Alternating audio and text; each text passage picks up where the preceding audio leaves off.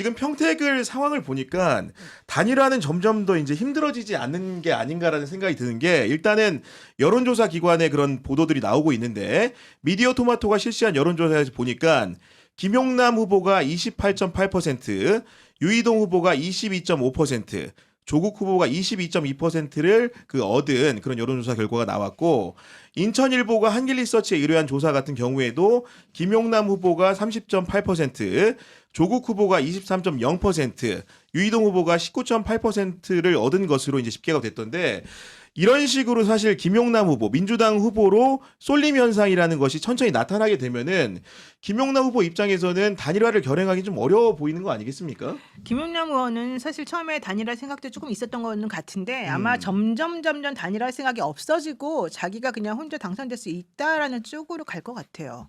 예, 사실 그러다 보면 이제 아까 말한 대로 유희정 의원이 어부지리를 할 가능성이 이제 더 많아지는 건데 이게 약간 착시도 있고 사실 자기가 그 안에 들어가게 되면 민주당은 또 이제 당세가 워낙 크기 때문에 네. 그 당이 도와주고 지원해 주는 게 사실은 무시를 못 하잖아요. 전폭적이죠. 게다가 네. 당 사람들끼리 결집하기 시작하면 이제 사실 그거는 제3당 입장에서는 매우 힘든 상황이 되고 김영남 의원이 처음에는 본인 입장에서는 조금 애매하다라고 생각했을 수 있지만 점점 아마 이렇게 선거를 치르게 되는 그 날이 가까워올수록 이거 내가 무조건 당선이야라는 생각이 들 거고 그렇게 되면 본인도 사실 이번에 원내 입성하지 못하면 그동안에 야인 생활하면서 얼마나 힘들었습니까? 그러니까요. 그래서 사실은 네. 떠돌아다니는 게 많았었는데 결론적으로는 본인 이번에 무조건 꼭 들어가야 된다고 생각을 해서 아마 단일화는 나로의 단일화 아니면은 결국은 아무것도 없다 이렇게 생각하겠죠. 물론 이제 그 김용남 후보와 조국 후보의 여론조사 결과라는 게 오차 범위 내에 있기 때문에 지켜봐야 되는 부분은 분명히 맞지만은 기본적으로 처음에 이제 경합하다가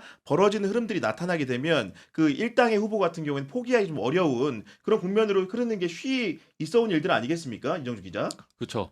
그리고 이게 지금 단일화 대상이 이제 진보 진영의 지지율상 보면 1, 2가 김용남 의원, 이제 조국 대표잖아요. 그다음에 이제 김재현 후보.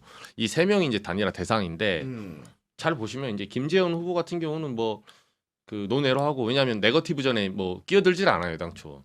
근데 이제 김용남 의원을 둘러싸고 조국당이 오늘도 포격을 했더만요. 아 오늘도 했습니까? 오늘도 네. 중앙선대위에서 이제 신장식 의원 발언하고 그 한 두어 명, 두세 명 정춘생 의원인가 이제 그 계속 이제 예전에 이제 이태원 참사 발언 당연히 사과할 부분 있죠. 이제 김용남도 사과했고 뭐 그런 건데 일단은 첫 일성부터 이쪽에서 이제 어떻게 보면 뭐 검증이면 검증이고 네. 근데 이제 본인이 하면 검증이고 남이 하면 네거티브다. 하지만 이건 네거티브는 네거티브예요 그냥. 어쨌든 김용남 의원이 해명하라, 사과하라 이런 식으로 들어오잖아요.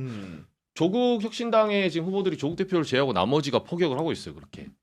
그러니까 이미 이렇게 되면 김용남 후보 쪽에서도 아직 이제 받아치기를 안 하고 있거든요. 이제 본인 발언에 대해서 본인 스스로는 저희 방송에 나오셔가지고 나는 선거 기간 동안에 네거티브를 하지 않겠다 선언은 하셨죠. 네. 근데 이제 그게 제가 봤을 때 나중에 하다 보면 쉽지 않습니다. 왜냐하면 정치란 게 어떤 성격이 있냐면 정치가 쟁이거든요. 쟁은 싸운다는 거예요. 공방전의 영역이기 때문에 정치의 기량자격은 기본적으로 제가 국외 여행카 때 그때 뭐 잘못했죠 사과해 이렇게 하면 여기 사과하잖아요 계속 꺾여요. 그러니까 물론 사과할 부분도 있겠지만 그럼 1 사과했네 자 2번 그때는 왜 그랬어요 예전에 계속 나온다 이거 네. 몰아붙인다. 예전에 이거지, 왜 그러니까. 2차 갔을 때 네. 매출가 안 내고 도망갔어 뭐 이런 식으로 아, 진짜인 줄 아시잖아요. 그 얘기 하지 마. 예를 들면 그러니까 봐봐요 지금. 네. 1차에서 회 먹고 진짜 같은데? 그러니까 예를 들면 이런 거를 제가 지금 지어내고 있는데도 둘이 언제 밥 먹었어? 나 빼고? 아니, 저녁 예전에 회식한 적 있어요. 술 겁나 먹고 이제 만취해서 지갑도 안 꺼내더라. 이런 식으로 계속 몇 차례 공박하지 않아요. 사람들은 진짜인지 알아요. 그렇게 하다 그러니까요. 보면 네. 방어를 해야 되는 측면인데 방어가 아니라 정치에서는 방어적이면서도 공세를 취하는 방어를 하게 돼 있어요. 왜냐하면 그거를 하지 않으면 또 들어오거든. 그래서 이게 쟁이라는 게 정치의 본질적인 성격도 있지만 혹시 이걸 연대를 할 후보끼리는 그렇게 해버리면 나중에 단일화의 순효과가 잘 안 나와요. 그렇겠죠 당연히. 그걸 감정이 20일 사이에 상해버리니까. 엊그제까지 네. 멱살 잡고 싸우다가 그것도 깊이라는 게 있는데 갑자기 단일해서 우리 아름다운 모습이다 하면 유권자가 그걸 믿겠냐고요. 그래서 네. 그게 선이 있는 거예요. 아니 아닌 게 아니고 김영남 후보가 방송에 출연하셔가지고 단일화는 없는 거냐 어떤 거냐 물었더니 이렇게 답을 합니다.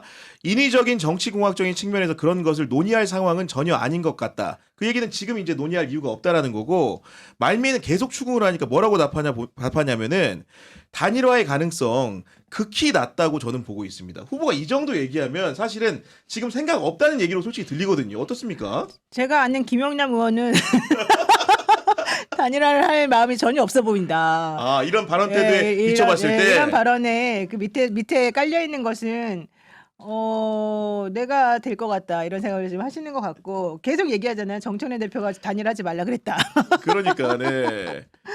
그런 말씀하는 상황이기 때문에 그런 거고 이제 과거 발언에 대해서도 이제 그 본인 입장을 좀 내놓고 있는데 뭐라고 말했냐면 원내 대변인 직책을 당시에 그 국민의힘 있을 때 얘기하는 것 같습니다. 네. 맞다 보니까 이러저러한 얘기들로 발언을 했었는데 진심으로 죄송스럽다 이런 말씀드리고 또 단지 제가 정당과 정파적 입장을 대변하다 보니까 어쩔 수 없었다라는 점을 좀 양해해달라 이렇게 말을 했는데 그건 그대로 이제 사과를 큰 틀에서는 하고 간 것으로 이해하면 되는 겁니까 어떤 겁니까? 그러니까 김용남 전 의원한테도 사실은 사과할 부분이 있으면 사과를 해야죠. 그러니까 그거는 김용남 의원도 털고 가는 게 좋습니다. 그리고 그거는 본인 진심을 담아서 정치도 정치지만 자신의 과거에 대해서 자기가 진솔한 모습을 보이는 게 정치인으로서 적절한 거죠. 근데 문제는 뭐냐면 조국혁신당은 사과할 게 없어서 지금 사람들이 말 안 한 것 같습니까? 그렇게 따지면? 이미 반대로 사실 역공세도 있죠. 지금 상황들 있죠. 보면. 네. 지금까지 나온 게 조국혁신당은 아무 잘못이 없어, 조국 대표는 아무 잘못이 없어 사람들이 지금 공세를 안 펼치는 게 아니에요. 이게 진보 진영 내부에 이런 분열 양상, 갈등 양상, 이런 내부의 분열이 국민의힘 유이동 후보의 어부지리로 가장 좋은 일이기 때문에 사람들이 자제하는 경향이 있어요. 믿지 않겠지만 저도 그래서 자제하고 있어요. 저도 많이 자제하고 있는데. 네. 조국혁신당 제가 함정 말한 성비 사건 그리고 갑질 사건 그 피해자들 있잖아요. 2차 가해 해놓고 사과 안 하잖아요. 예, 조국혁신당 보고 있으면 대답해 보세요. 사과 안 해요. 예, 제가 그 당에다가 공식적으로 몇 차례 물어봤어요. 근데 조국 대표가 출소하고 난 다음에도 이 2차 가해에 대해서 보고를 받았는지 안 받았는지 모르겠지만 제가 방송에서 몇 차례 얘기했거든요. 공당에서 기자들 있는 방에서 그 공보고 알림으로 2차 가해를 합니다. 예, 제가 이거를 몇 번 지적을 했어요 대변인한테. 그러니까 대변인도 그 전화를 하니까 뭐라는지 알아요? 그러니까 옛날에 그러니까 국영 기자도 출입해봤지만 생각해 보세요. 대변인한테 우리 대변인이 그런 거 통화하라고 있는 자리 아닙니까? 진짜 통화하면 2분이면 끝날 대답이에요. 취재 요청서를 보내달래요. 제가 정당 12년 출입했는데 이런 당 처음 봤어요. 아니 전화 2분이면 끝날 얘기를 20몇 번을 전화했는데 전화를 안 받아요. 그러면서 취재 요청서를 보내달라는데 이게 기자 입장에서는 지연 전략으로 보이거든요. 아니 제가 무슨 시리즈입니까? 뭐 탐사 보도예요? 제가 이거 가지고 무슨 김건희 특검 기사 쓰는 거예요? 간단해요. 그때 공보고 알림 때 본인이 올렸다고 저랑 통화를 했거든요. 그래서 진짜 짧게 하면 30초면 끝나는 대화예요. 근데 그걸 취재 요청서로 보내달래요. 요청할 게 뭐 있어요? 전화 받으면 끝나는데. 2차 가해 한 거 저는 2차 가해 했다고 몇 번 보도를 하고 있거든요. 근데 조국혁신당 그 누구도 사과하지 않습니다. 여기에 대해서.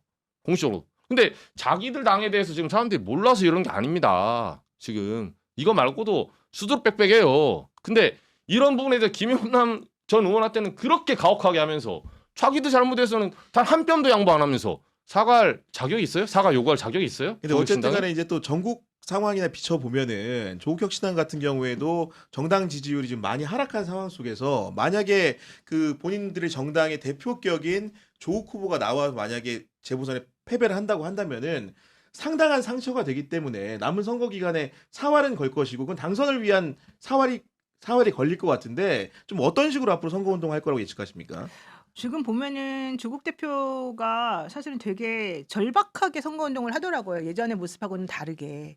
그게 아마 이제 정말로 좀 전에 말씀하신 것처럼 이번에 조국 대표가 원내에 들어가지 못하게 되면 이 당 자체의 존립이 매우 힘들어질 수도 있다. 게다가 조국당은 원래 비례 의원들로만 지금 구성되어 있기 때문에 그렇죠. 네. 지역구 의원을 이번에 이 지역에서 하나 가져가는 못 가져가나가 되게 중요하잖아요. 그리고 앞으로 민주당하고 뭐 합당이 될지 안 될지도 모르겠지만 전체적인 그림을 딱 그려보게 되면은 지금 현재 이 타임에 조국당이 앞으로 5년 안에 사라질지 안 사라질지 이것까지 사실은 여기서 염두에 둘 수밖에 없는 구조라서 제가 봤을 때는 조국 혁신당의 조국 대표 입장에서는 정말 절박할 것 같고 네. 그래서 진짜로 더 아마 열심히 더 뛰지 않을까 생각이 좀 들어요. 그리고 조국 대표나 조국 혁신당 역시 절실하게 뛴다는 말씀이 굉장히 와닿는데, 근데 김용남 후보 같은 경우에도 굉장히 절실한 엄청 게 절실해요. 그 어떤 질문을 그 방송에서 사회자가 던졌냐, 만에 하나 떨어질 경우에 평택에 계속 사실 건지를 물어봤어요. 거기에 대한 김용남 후보의 답 이렇게 나왔습니다.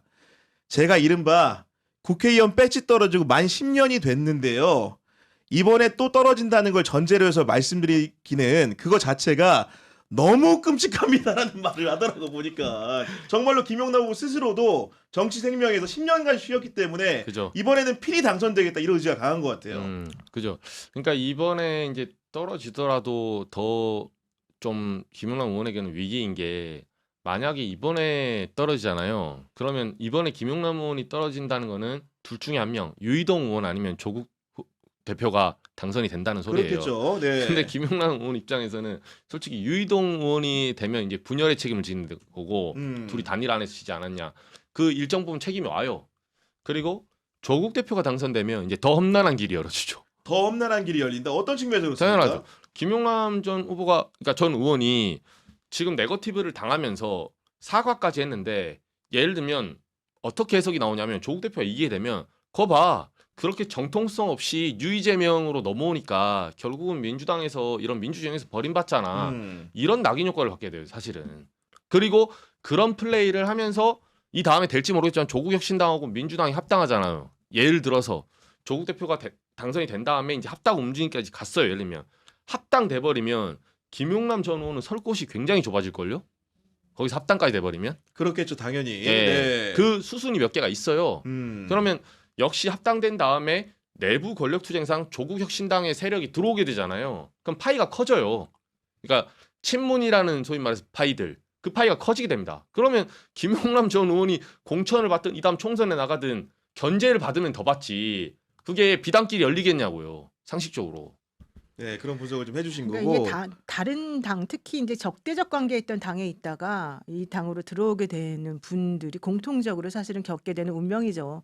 그 실제 이현주 의원 같은 경우에도 막 투쟁하는 전투사의 이미지를 가지고 있다가 리박스쿨이 이제 파묘되면서 무지하게 합당 얻어맞았죠. 얘기 나오면서 네. 난리가 나지 않았습니까? 근데 실제 그분들은 그 당에서 너무 열심히 했던 사람들이라 파묘가 되면 될수록 사실은 그쵸. 이쪽 당에 있던 사람들의 정서를 건드릴 수밖에 없고 음. 거기에 대해서 그 사람들이 계속해서 사과를 해도 의미가 없어져요. 이제 사실은. 의미 없어요. 그래서 결국 나중에 이제 미안한 말이지만 이현주 의원 같은 경우는 이번에 최고위원까지 됐지만 다음 공천은 못 받을 거다라는 얘기가 막 엄청나게 이미 파다하거든요. 지금 바깥에는 네, 네, 네. 시중에는 그런 상황인데 만약에 지금 말씀하신 것처럼 김영남 의원이 이번에 원내 입성을 못한다?